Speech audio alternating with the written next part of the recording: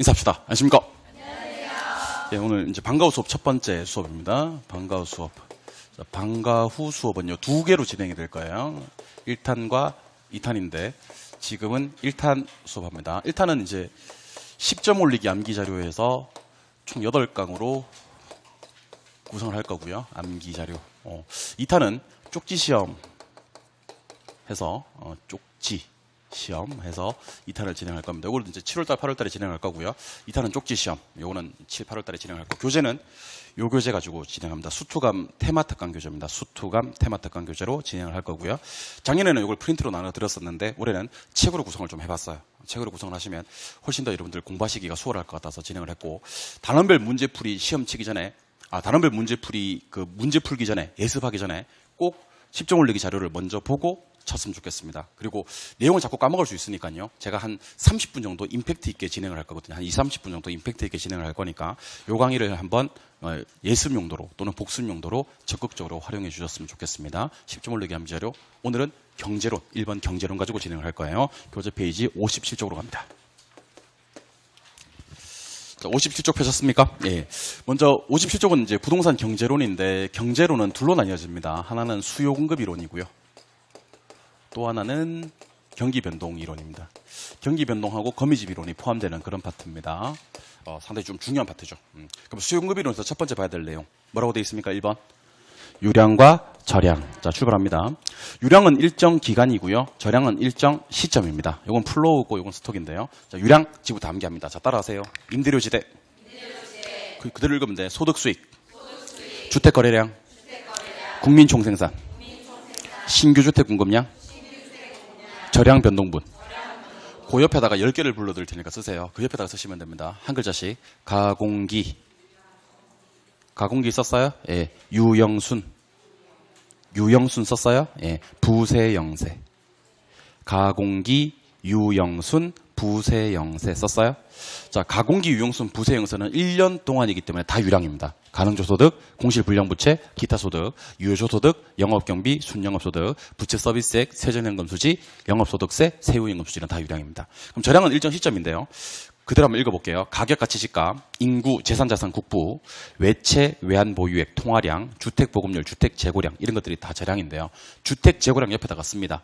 매매순미, 매매순미, 세자세, 매매순미, 세자세. 자, 매매순미 세자세는 뭐냐면요. 매도가격, 매도경비, 순매도가액, 미상한 자당잔금, 세전지분복귀액, 자본이득세, 세후지분복귀액인데요. 요거 싹 다 절량입니다. 왜냐하면 처분 시점에서 생기는 수익이거든요. 그래서 여러분들, 자, 출발. 임대료지대, 소득수익, 주택거래량, 국민총생산, 신규주택 공급량, 절량 변동분, 가공기, 유형순, 부세영세는 유량이고요. 가격가치시가, 인구, 재산자산 국부, 외채, 외환, 보유액, 통화량, 주택보급률, 그 다음에 주택재고량, 매매순미 세자세는 절량이다. 유량 공급하고요. 절량 공급하고를 비교하셔야 되는데, 유량 공급은 일정 기간에 공급되는 거거든요. 근데 절량 공급은 일정 시점에 존재하는 겁니다. 그래서 다음 주에 문제풀이를 잘하고 싶으시면요. 유량에 관계되는 변수들과 절량에 관계되는 변수들을 다 외워오시고요. 유량 공급은 기간에 공급되는 거지만 절량은 시점에 존재하는 것이라는 것을 기억해 주셔야 합니다. 두 번째. 수요량의 변화와 수요의 변화를 구분해 볼 겁니다. 수요량의 변화와 수요의 변화. 자, 수요량의 변화는요. 해당재와의 가격이 변해서, 임대료가 변해서 곡선상에서 점이 상향이나 하향으로 이동하는 것이 수요량의 변화라면, 해당재와 가격 이외가 변해서 곡선 자체가 좌측이나 우측으로 이렇게 왔다 갔다 하는 것을 수요의 변화라고 합니다. 그래서 수요량의 변화는 해당재와의 가격이 변해서 곡선상에서 점이 이동하는 거, 수요의 변화는 해당재와 가격 이외가 변해서 곡선 자체가 이동하는 것인데, 혹시 가격 뒤에 예상이 붙거나 대체재 보완재 가격, 내 거 가격이 아니라 해당재와 가격이 아니라 이렇게 가격 뒤에 예상 붙거나 가격 앞에 대체재 보완재가 뜨면 이거는 해당재와 가격이 아니기 때문에 가격으로 처리한다, 가격 이외로 처리한다. 가격 이외. 그래서 가격 뒤에 예상, 가격 앞에 아파트가 아니고, 내게 아파트인데 아파트가 아니고 뭐 빌라 가격, 오피스텔 가격 이렇게 붙었을 때는 수요량의 변화가 아니라 수요의 변화라는 걸 기억해 주셔야 됩니다. 그리고 정말 중요한 것 중에 하나가 수요의 소득 탄력성이라는 것과 수요의 교차 탄력성이라는 걸 구분해내는 겁니다. 자, 공식부터 확인합니다. 수의 소득 탄력성은 소득의 변화율 분의 수요량의 변화율이고요. 수의 교차 탄력성은 X제 가격 변화율 분의 Y제 수요량의 변화율인데 요 둘은요 방향이 중요합니다. 같은 방향인지 플러스인지 반대 방향이라서 마이너스인지 아무 관련 없어서 제로인지 자 따라해 보시죠. 소득의 정렬중 소득에는 정상제, 열등제, 중간제만 답이 될 수 있는데요. 소득과 수요의 방향이 같은 방향이면 무슨 제? 정상제. 반대 방향이면 열등제. 아무 관련 없으면 중간제. X제 가격과 Y제 수요가 같은 방향이면 대체제. 반대 방향이면 보완제. 아무 관련 없으면 독립제. 그래서 따라해 보시죠. 소득의 정렬중 교차의 대보독. 정렬중에서 조심하셔야 될 건 이겁니다. 소득 증가할 때 수요 증가되는 것만 정상제가 아니라 소득 감소될 때 수요 감소되는 것도 정상제라는 거. 그러니까 소득 증가의 수요 감소나 소득 감소의 수요 증가만 열등제라는 걸 조심하시고요. 두 번째, 교차의 대보독. 자, 요놈 가격이 상승할 때 요놈 수요가 증가됐어. 그럼 대체제입니다. 근데 얘는 숫자 쓸 때 그냥 쓰면 돼. 플러스니까. 근데 혹시 요놈 가격이 상승할 때 요놈 수요가 감소해버렸어. 그때는 숫자 쓸 때 마이너스하고 숫자를 쓰시고 보완제라고 해야 됩니다. 뭔 말이냐면 X제 가격이 5% 상승했어. 근데 Y제 수요가 10% 증가했어. 몇 프로 분의 몇 프로? 5%분의 10%. 그러면 얘는 2이면서 대체제야. 근데 잘 봐요. 요 가격이 5% 상승했어. 얘 수요가 10% 감소했어. 그럴 때는요. 마이너스 2 하시고 보완제. 둘 다 2인데 방향이 같을 때는 플러스지만 방향이 다를 때는 마이너스하고 숫자 쓰고 보완제라는 걸 기억하셔야 됩니다. 알겠죠? 그러니까 이놈 가격이 상승할 때 이놈 수요가 증가될 때는 대체제인데 숫자 그냥 쓰시면 돼.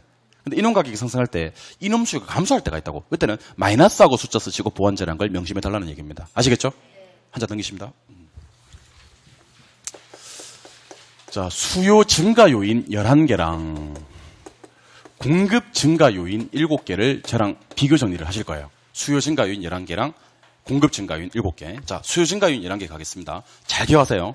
소득 증가, 선호도 증가, 인구 증가, 가격이 상승할 것이라는 예상, 대체제 가격 상승, 보완제 가격 하락, 금리 인하, 규제 완화.